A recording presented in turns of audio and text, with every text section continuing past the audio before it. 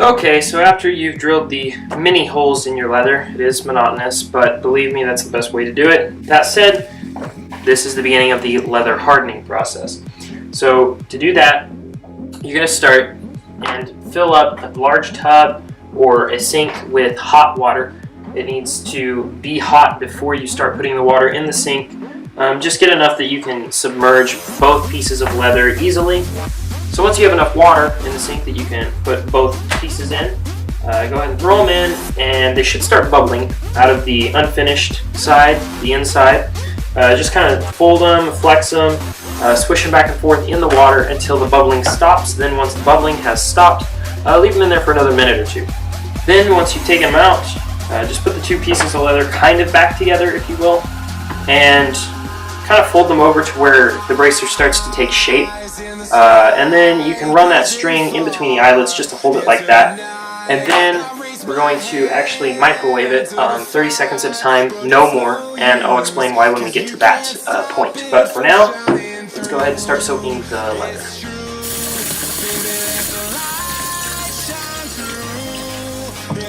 Okay, I think that's enough water. Now something to note, please be careful.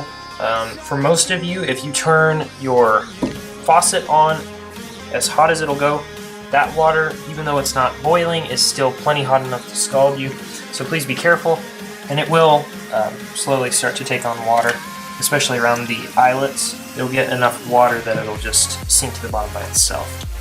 And you can leave this sit for a few minutes and come back and check on it every once in a while. Just do your best to push the leather down under the water frequently to make sure that it's absorbing as much water as it possibly can while the water is still hot. It's important that the water be hot when the leather is absorbing it, because its heat will open the pores. So like I said, just try and keep the water hot throughout this entire process.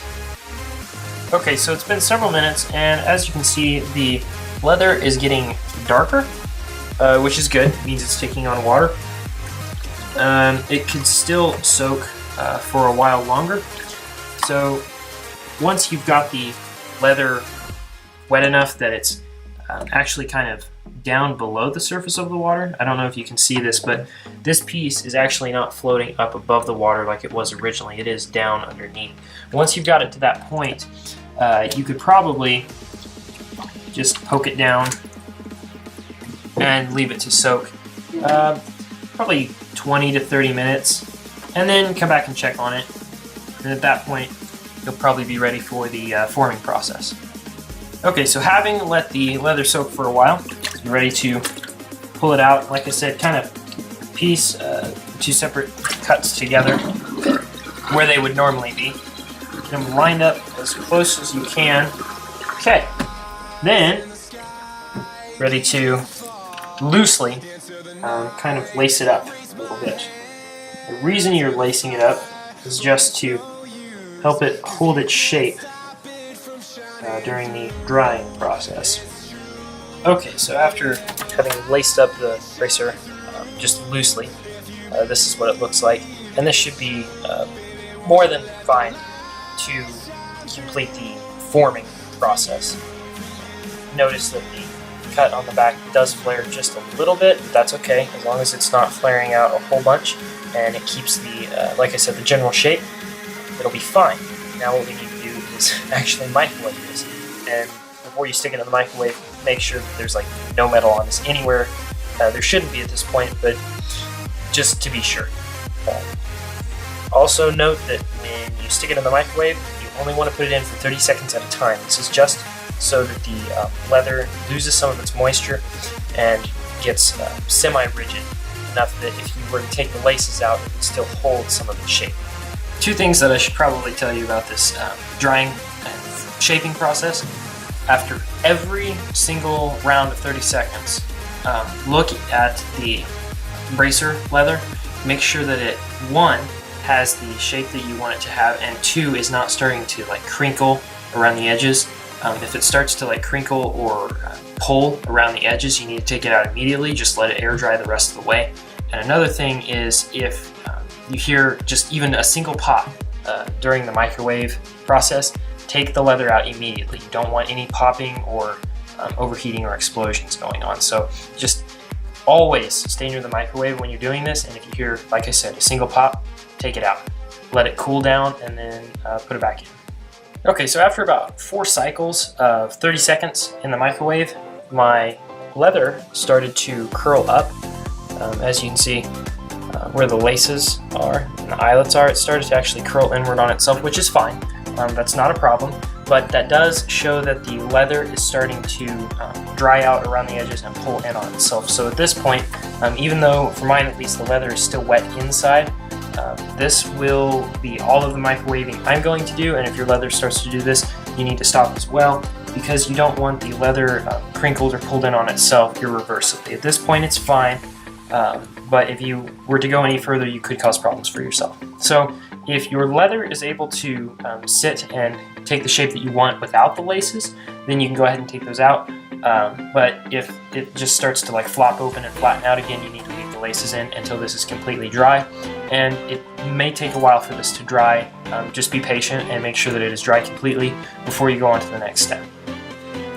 Okay, for the next part, which is the hardening of the leather, you're going to need tea lights. You're going to need a lot of them, and you're going to have to take them out of their little case here. And you will also need to remove the wick so that all you have left is just the wax. You're going to need a bowl that is safe to be heated. I have a small glass one. Also, you're going to need a medium-sized spoon and obviously your leather. You'll also need something to heat up the candles with. You could use a stove or an oven. I'm going to use a microwave, and the reason is because you actually have to be very careful about heating these. You don't want them to be like putting off smoke. That is too hot, and so I think the microwave is probably going to be my best bet for this.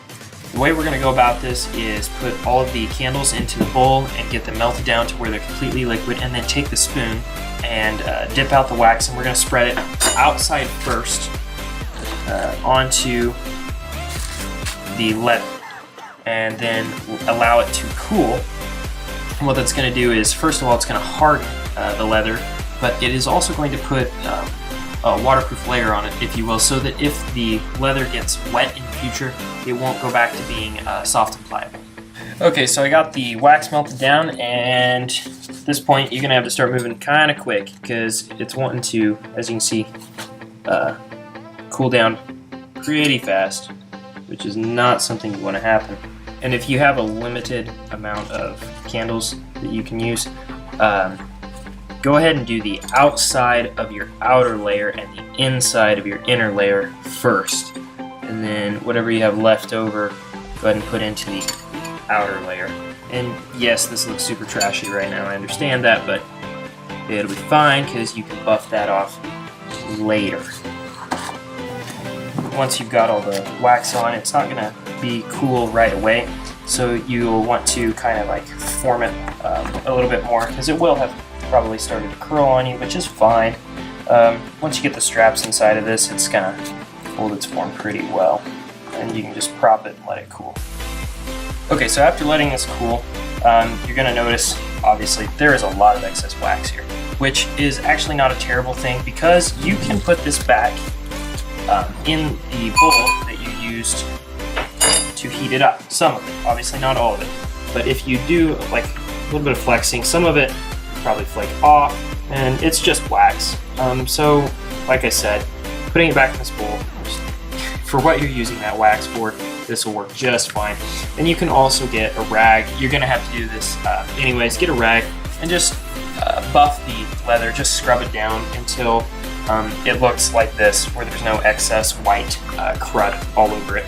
Okay, so you can kind of start to see what it's going to look like when it's done. If you listen, it's already stiffened up, and I haven't even done the back. That's just some runoff.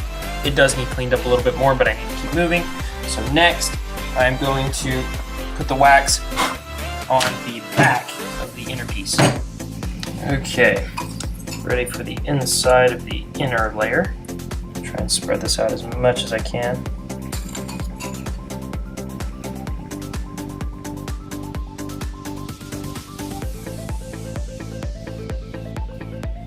And the more you're able to spread the wax out, the less buildup and crud you're going to have on your leather.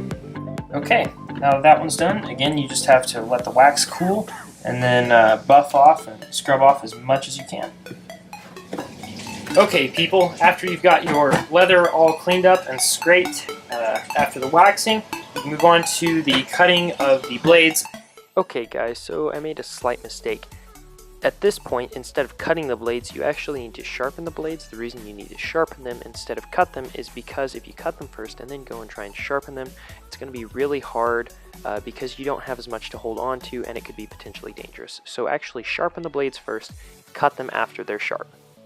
Okay guys, so I'm out here at my grandparents'. I was doing some weed eating, and my grandpa was nice enough to let me use his knife sharpener.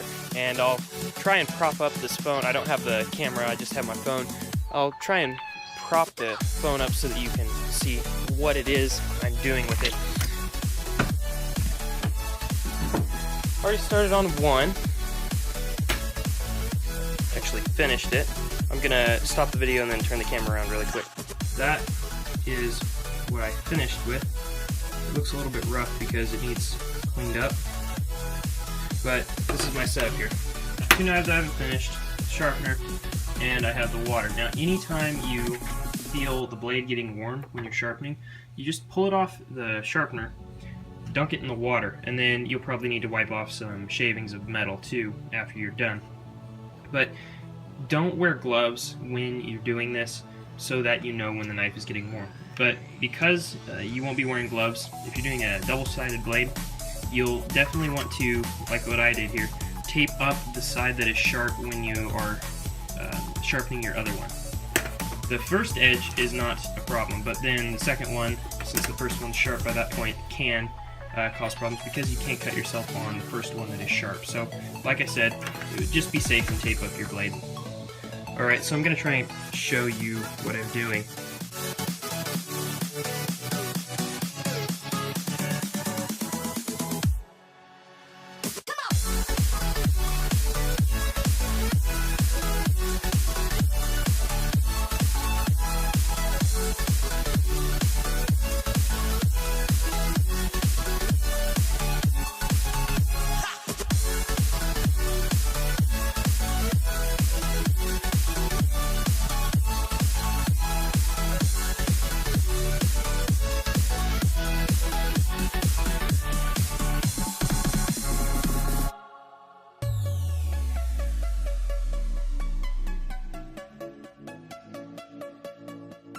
But anyways, you'll need your piece of angle iron and the blade. Line up the holes in the angle iron with the blade, wherever you want the holes in the blade to be. Just line that up with the existing holes in the angle iron. And it would be good to point out that, hopefully, anyways, whatever angle you have cut on the edge of your angle iron here, it would look better, in my opinion, if your blades were mounted at that same angle. So for me, that's a 40-degree angle. I drilled my holes at a 40-degree angle, which means my blade will also be mounted at a 40-degree angle. Now it's important to note that if you have a fancy knife that you're using as your blade, like I do, and this isn't really super fancy, but see those hooks? The way I'm going to cut this knife, the angle I'm cutting it at, it's only going to take off one of those, and the other one's going to be sticking out kind of weird. So after you make your cut on your blade, you are also going to have to trim off anything else, just so that you don't have weird pieces of metal sticking out of your bracket. But with that said, go ahead, line everything up, draw your lines, and it may be better to draw the line on your first knife, cut it, and then use it as a template. Then you can come back and we'll be almost ready to assemble the whole thing.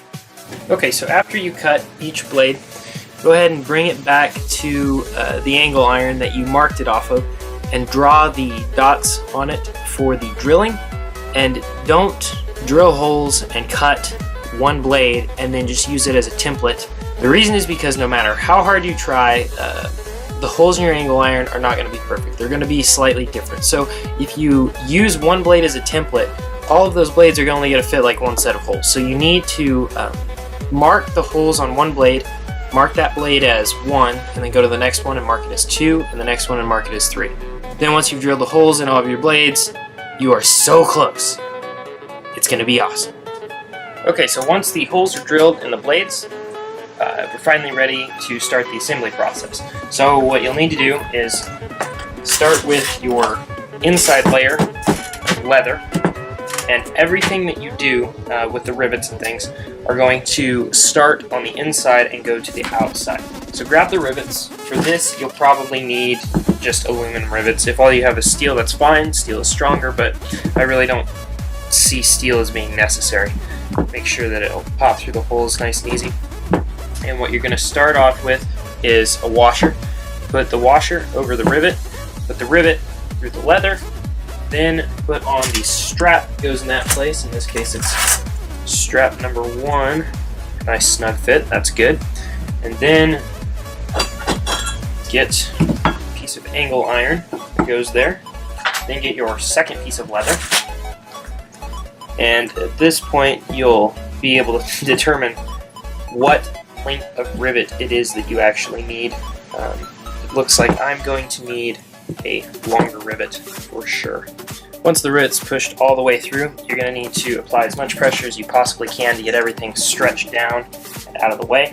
Now, something that you're probably going to notice at this point is, even with the longest rivet, and you could always go and get longer rivets, you may not necessarily be able to put a washer and a nut on, and that is fine. That's due to the fact that the angle iron is in here. Out on these other holes where the angle iron isn't present, you'll be able to put on the washer and the nut as well. Now, another thing is, don't rivet anything. You're not popping rivets just yet. This is just to line things up. You'll need to put some rubber cement in between the layers of leather before you go riveting anything. This is just, like I said, to line everything up and get everything in place. Once everything is lined up and ready to go, just double check, make sure you have washers on all of the rivets that are currently in here. The only rivets that you really need at this point are just the ones that go through the angle iron, because once you've got the rubber cement on and those rivets pop, then you'll have ample time to go ahead and get the other rivets pushed in and popped down. So with that said, we're probably ready to go ahead and do the rubber cement. Don't spare any rubber cement on this if you can get your rubber cement open. Okay, so as I was saying, now that my rubber cement is open, don't go easy on it. I mean, obviously, if you throw a whole bunch of rubber cement on there, it's not going to solidify very quickly, but don't skimp by any means. Make sure that you cover the edges very well, and if you want to put some under the actual aluminum straps, that is okay as well. But the big thing, the most important thing probably, is just making sure that the edges are covered well. Okay, so here is the finished product, not like finished, but after the last step. And I need to point something out. It's not really cemented like it was supposed to be. Hindsight is always 20/20. Don't actually try to rubber cement this when you're just popping the rivets on the top. That was an utter fail, and it did not work at all. So, whatever you do, don't try to put the rubber cement on yet. Do that before you go through and pop all these other rivets with the actual nuts, because this is so tricky to get these popped through, and you also have to be really careful that your rivet catches onto the washer and the washer doesn't pop off. But with that said, you can go ahead and get your other rivets, and these ones just need to be aluminum. I'm going to revise what I said earlier. I believe I said that these only need to be aluminum. Make these steel. It just works better. I ended up having to use steel instead of aluminum because it was being difficult. So, like I said, go ahead and get your aluminum rivets, stick them through, make sure everything lines up right, and then you can go ahead and put the other washer and the nut on. I guess you don't really have to put the washer and the nut on top, because again, this is just lining everything up and making sure everything's going to fit. But anyways, I'll go ahead and get everything pushed through, not popped, not riveted or anything. I'll just get everything pushed through, and then I'll come back. Okay, so now I've got all of the rivets pushed through. They all have washers, and just for the sake of seeing what it's going to look like, I went ahead and put the washers and nuts on the top. I think that's going to look pretty darn sweet. Now we're going to apply the rubber cement. Again, I apologize for kind of psyching you out earlier with the whole application of the rubber cement business. But everything that I said then still stands. You really need to focus on the edges, and you don't need a whole lot, but you also want enough that it'll kind of squish out a little bit. Okay, something else to note. It would benefit you if you could keep the rivets coming up through the bottom layer while you're applying the rubber cement. If you can avoid taking them out, it's going to be a lot easier to perform this step. You want to go ahead and have those popped out before you start with the rubber cement. I think this should work out okay. Then go ahead and put the rubber cement on, and then make sure that it's in place fairly well, that it's not like squishing out all over.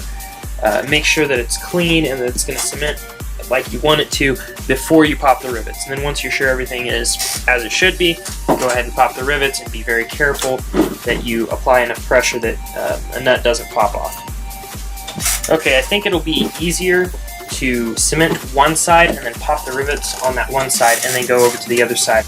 Okay, with the rivets popped on the first side, you can go ahead and make sure that the rivets are still in place on the other side. Put the cement on there, then pop all those rivets. Wow, okay, so a lot of work, definitely worth it. This is looking great. Once you've gone and popped all of your rivets and gotten all of those nuts sucked down, you'll want to go ahead and push down the leather, make sure that the rubber cement adheres and sticks the leather together very well. And while you're waiting on the rubber cement to set up so you can get into the sewing part, you can go ahead and put the eyelets in where you're going to put the laces through. Okay, so to set an eyelet, this clean ring part goes on the outside of whatever it is you're making. So you'll go ahead and poke it through the hole, and then you actually have to flip your leather upside down to set it. You'll see why here in a second. Okay, so I have my eyelet poked through. You can't really see it on the top of the leather here because it's not flat yet. But what you do is you take this anvil and you line it up underneath so that the ring part of the eyelet, the side that's already flattened out, sits down in the anvil really nicely. Then you take the setter, because if you look, it has sort of like a stud on the end of it, and you put that down inside of the eyelet. You just hit it with a hammer until it flattens out how you want it.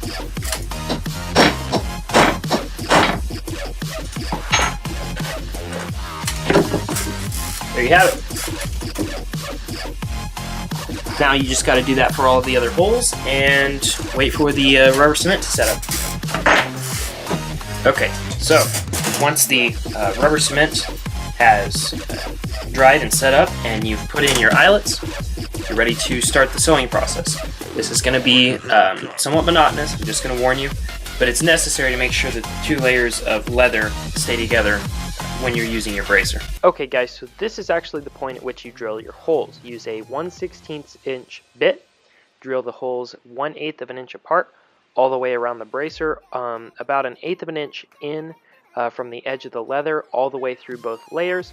Make sure that you drill through the aluminum straps, but do not drill through the angle iron, and do not drill right along the edge where the eyelets are. Actually set it in so that it catches both layers when you go through. So you're going to need a large needle, but it would make it easier on you if you could get the smallest needle possible that can still accept your thread, and it is very important that it's heavy-duty thread. If you get regular thread, it will probably break when you're using this. So I got wax thread that is specifically for leather working, and then like I said, I found the smallest needle I could that I could still get the thread through. Tie your knot as tightly as you possibly can and make it as small as you possibly can so it'll hopefully go through the holes easier. Okay, so once you have your needle threaded and the thread on the opposite end knotted to a fairly large knot, you're ready to start sewing.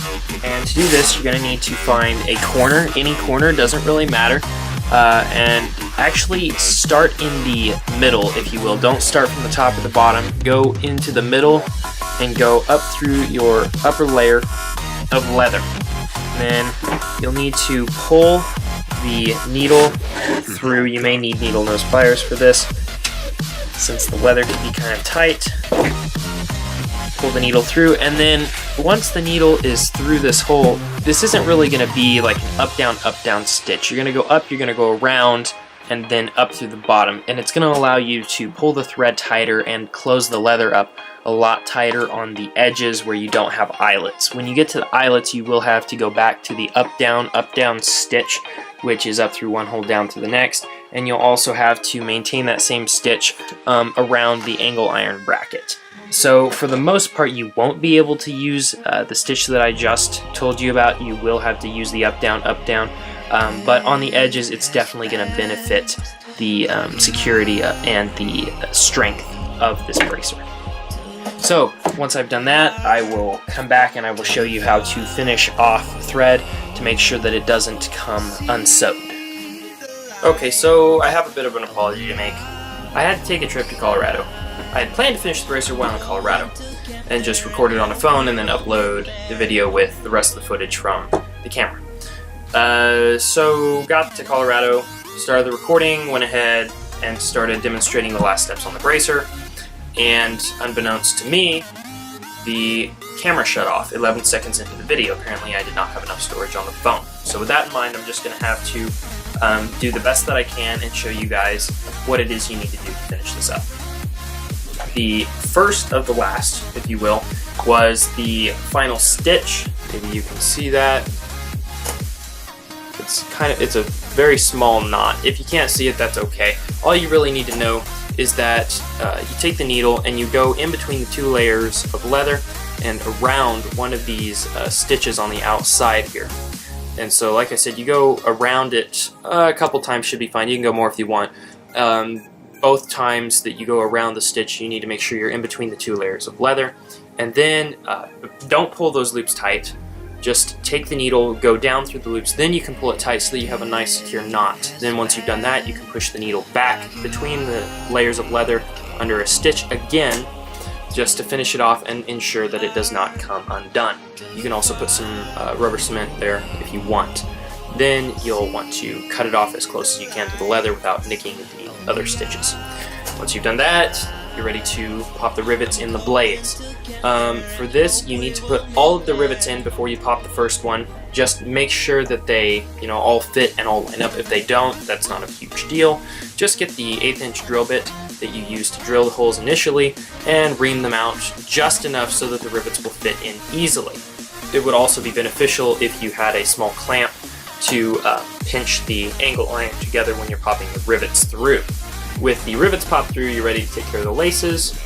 I would recommend that you use nylon or polypropylene because it's plastic and you can melt it to a point easily. I believe that this stuff that I have here is diamond braided nylon, and it seems to be working just fine. So anything that you can get your hands on, really. If you do go with paracord, I would recommend 550, just because 325 might be a little bit lightweight. And then to figure out how much of that you need, just go ahead and thread it through and then pull the bracer closed about that far. Basically, go ahead and curve it up into the general shape that it's going to be in, like that, but don't lace it up all the way tight. And then once you've done that, you'll need to cut off your laces. That's honestly maybe a little bit more than I really needed. So cut them off with 2 to 3 inches coming out of the last eyelet, and then that should be more than enough to stick your arm in it and go ahead and lace it up all the way.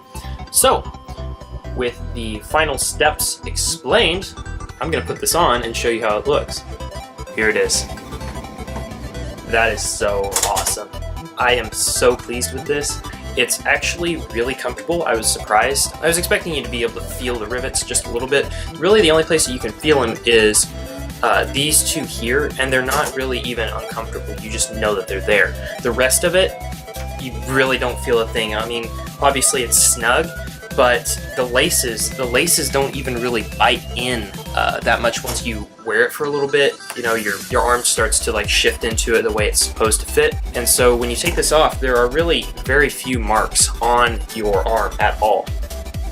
This is just so cool. I am so happy with this. I know I said that already. I'll probably say it again. Now I need to test it. I'm not really sure what I'm going to use yet to test it. I know a lot of people use watermelons, but watermelons are kind of expensive, so I'm going to try and find something that I have just laying around that I can use. But I'm not just going to go and test it and put a video up for you all. You guys are going to have to work for it. You're going to have to get some serious likes on this video. If you want to see me test this thing, you're going to have to like it. You're going to have to share it with people and tell them to like it. Then you're going to have to go make another YouTube account and like it on that account if you want to see me use this. Okay guys, if you're watching this video and you haven't watched the first one, you definitely need to go back and watch it. I'll put an information card that'll take you to it. Thank you for watching. I hope you liked the video. And if you want to see me test this out, you know what you have to do. Thanks for watching. Have a great day.